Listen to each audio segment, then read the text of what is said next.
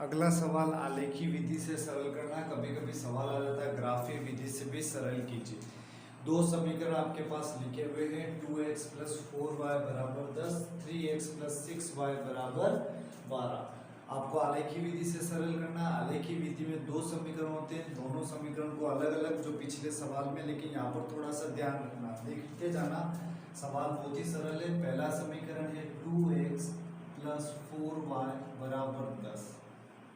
अब समीकरण को सरल करने का सबसे सरल सा मैंने तरीका बताया कि आपको हमेशा y वाले फंक्शन को ही हटाना है। यहाँ y वाला पूरा है, प्लस का 4y है, ये प्लस के 4 को बराबर के इधर भेजना है। 2x बराबर 10 माइनस 4y। और हमेशा इसमें ये बात याद रखनी है कि x के गुणांक में जो मान है वो हमेशा 1 होना चाहिए। और यहाँ पर कितना है 2, यहाँ से 2 हटाओगे तो भाग में जाएगा। x बराबर 10 माइनस 4 इंटू वाई, भाजक कितना हो जाएगा 2। ये समीकरण बन गया आपका 1। अब इस समीकरण में आपको y के मान रखने हैं ताकि 2 का भाग पूरा पूरा चला जाए, और y के वो मान रखने जिससे 2 का पूरा पूरा भाग चला जाए। उसके लिए आपको सिर्फ एक मान निकालने का तरीका आपको पता करना है कि भाई एक ऐसा कौन सा मान रखे ताकि 2 का पूरा पूरा भाग चला जाए। उसके बाद कैसे तरीका है, कैसे मान निकालना, अगला वो तरीका मैं सिखाऊंगा। तो सबसे पहले अगर मैं इसमें y का मान 0 रखता हूँ इस समीकरण में, मुझे नहीं पता है कि y का मान 0 रखने पर 2 का भाग पूरा पूरा जाएगा या नहीं जाएगा, वो देखते हैं। तो अपन इस पूरे समीकरण के अंदर y की जगह क्या रख देते हैं, 2 रख देते हैं। तो ये हो जाएगा x बराबर 10 माइनस 4 इंटू 0 भाजक 2। 4 का गुणा 0 से करोगे हमेशा 0 आएगा, और 10 में से 0 घटाओगे तो 10 बचेगा। 10 बटे 2 किया, 2 का भाग 10 में 5 बार, यानी x का मान आ गया 5। अब आपको y का अगला मान क्या रखना है ताकि 2 का पूरा पूरा भाग चला जाए। उसके लिए दोस्तों हमारे पास सबसे महत्वपूर्ण समय है परीक्षा के अंदर, कि समय हमारे लिए सबसे महत्वपूर्ण है। अब वो मान आप क्या रखोगे, जैसे y का मान यहाँ 0 रखा, सरल किया, पूरा पूरा भाग चला गया।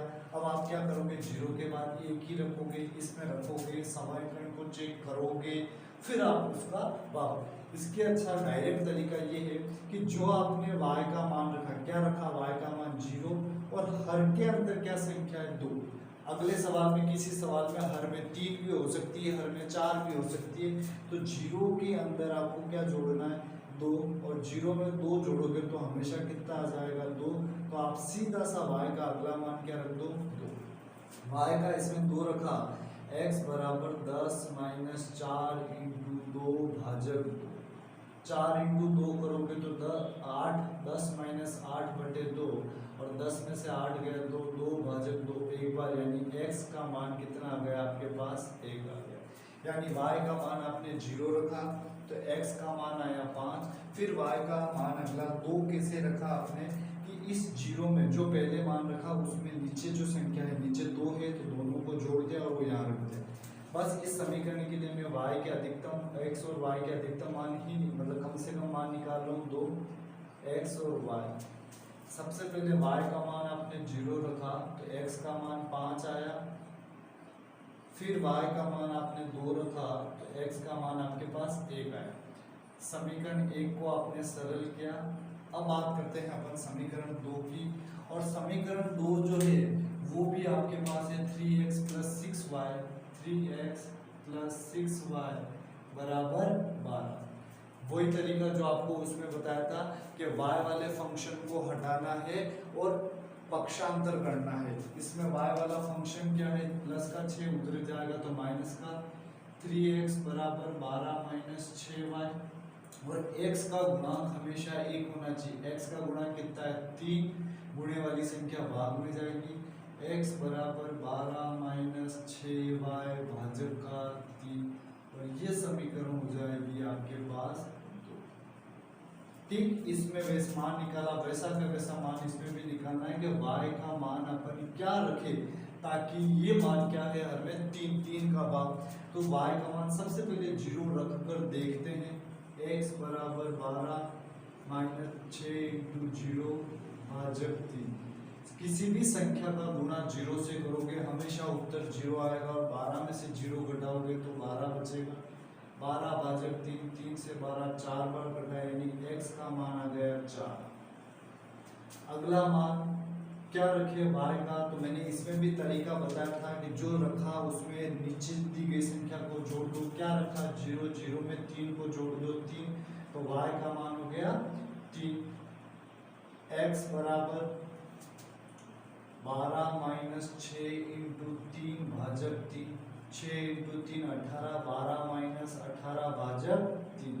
3 का भाग 18, 12 में से 18 गया तो ये हो जाएगा माइनस का 6 भाजक 3 और 3 से 6 कट गया 2 बार, तो x बराबर हो गया माइनस का 2। इस समीकरण के अंदर x का मान माइनस में आ गया।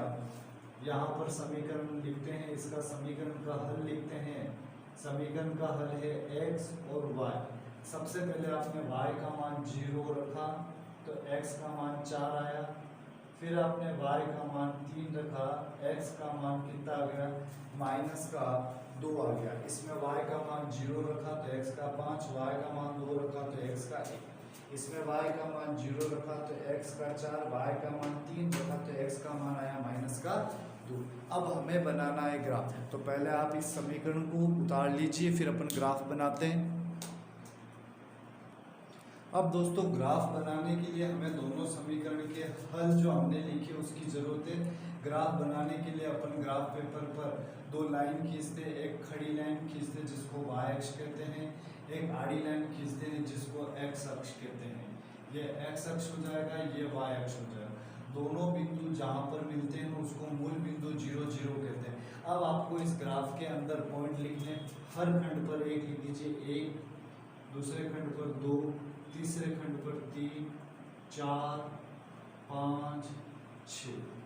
ठीक इसी प्रकार इसमें y अक्ष पर भी लिखेंगे 1 प्लस का 2 प्लस का 3 प्लस का 4 प्लस का 5। इसमें हमारे पास माइनस का मान भी है तो x के उल्टे हाथ की तरफ सारे मान माइनस के, माइनस का 1, माइनस का 2 और माइनस का 3। अब आपको ग्राफ बनाना है दोस्तों। इन दोनों समीकरण को सरल किया, जो रिजल्ट आया इस रिजल्ट से ही आपका ग्राफ बनेगा। पहला मान है x का 5 और y का 0। ये x का मान प्लस का आएगा, ये प्लस का 5 और 0 इसी बिंदु पर आएगा। x का 1 और y का 2, x का 1 और y का 2 इसी बिंदु पर आएगा। और दोनों को स्केल की सहायता से अच्छी तरह से मिलाना है। ये देखो मेरे बिना स्केल से भी एक लाइन बन रही है सीधी, तो आपको एक स्केल से अच्छी प्रॉपर्ली खींचनी है। तो x का 5 और y का 0, x का 1 और y का 2। अगला है x का 4 और y का 0, x का 4 और y का 0 इसी बिंदु पर आएगा। x का माइनस का 2, यानी x का जो मान आ रहा है वो देखो माइनस का 2 और y का कितना आ रहा है 3। x का माइनस का 2 और y का 3 इस बिंदु पर मिल रहा है। ये लाइन इस लाइन से इसको मिलानी है प्रॉपर्ली तरीके से, इस तरह से ये मिल गई। तो दोनों लाइन एक दूसरे के क्या हो गई समांतर। इसका मतलब अपन ये कह सकते हैं जो ये ग्राफ बन रहा है वो ग्राफ बनेगा समांतर ग्राफ बनेगा। यानी इस तरह से ये लाइन आ रही है, स्केल से अच्छी तरह से इसको मिलाना है। तो ये दोनों लाइनें बन रही है।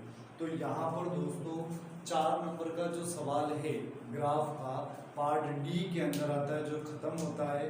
और इसी के साथ 2 चर वाले रैखिक समीकरण जो टॉपिक है हमने स्टार्ट किया था रिवीजन क्लास में, वो भी समाप्त होता है। कल की क्लास में अपन फिर स्टार्ट करेंगे द्विघात समीकरण, जो अगला टॉपिक है, या जो मैंने लिस्ट बताई है उस लिस्ट के अंदर से जिन टॉपिक का है उसकी चर्चा करेंगे। तब तक के लिए जितने टॉपिक आपको पढ़ा दिए गए हैं और जितने टॉपिक रिवीजन की क्लास में हो गए हैं जो आपके 80 में से 50 नंबर आपको दिला सकते हैं। मैंने फर्स्ट वीडियो जो बनाया था उस वीडियो में सारे टॉपिक के नाम आपको बकायदा बताए थे। मैं PDF में भी सेंड कर दूंगा कौन कौन से टॉपिक है। आप उन टॉपिक की जड़ से लेकर शाखा तक, यानी जड़ बीज जब डालते हैं खेत में तब तक पेड़ नहीं लगता है। इतनी मेहनत कीजिए इन टॉपिक के साथ कि उन टॉपिक में से अगर कोई भी प्रश्न आ जाए तो आपके गलत नहीं हो, क्योंकि जो कुछ करना है इन दिनों में ही करना है। और परीक्षा के बीच में जो गैप है उसमें तैयारी नहीं होगी, उसमें रिवीजन होगा। इसलिए आप इस वीडियो को ज़्यादा से ज़्यादा शेयर कीजिए, सब्सक्राइब कीजिए, ताकि जो आपके भाई लोग हैं, जो आपके छोटे बड़े भाई जो 10वीं क्लास में पढ़ रहे हैं, जो आपके मित्र हैं, साथी हैं, उन सब तक पहुंच सके और वो अच्छे से अच्छे घर बैठे पढ़ाई कर सके, ताकि वो भी एक अपना अच्छा सा रिजल्ट दे सके। इसलिए आप सभी से मैं विदा लेना चाहता हूँ। तब तक के लिए आप सभी को धन्यवाद।